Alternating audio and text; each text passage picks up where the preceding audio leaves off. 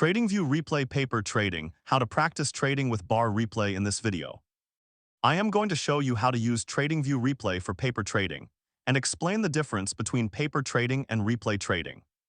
If you want to practice your trading strategy on historical charts, this tutorial will help you get started.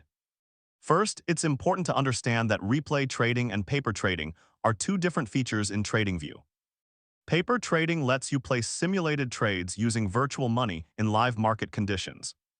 Replay trading, on the other hand, allows you to practice trading on historical price data by replaying past market movements candle by candle.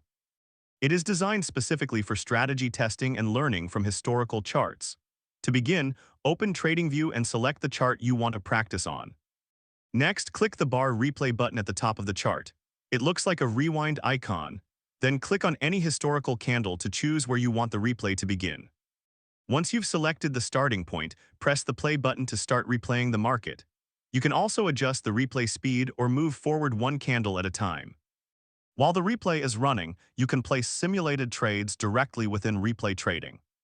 You can open long and short positions, place market, limit, stop, and stop limit orders, and monitor your profit and loss as the replay continues. Your initial capital, account currency, and commission settings can also be customized before you start the replay session. One important thing to remember is that replay trading is separate from your regular paper trading account. The trades you place during a replay session are stored only for that session and are not added to your paper trading history. When the replay ends, those replay trades are not saved to your normal paper trading account. Replay trading is an excellent way to test new strategies because it removes the temptation of looking into the future. You only see one candle at a time, making your practice much more realistic. Here's a pro tip. Practice the same strategy multiple times using different historical periods.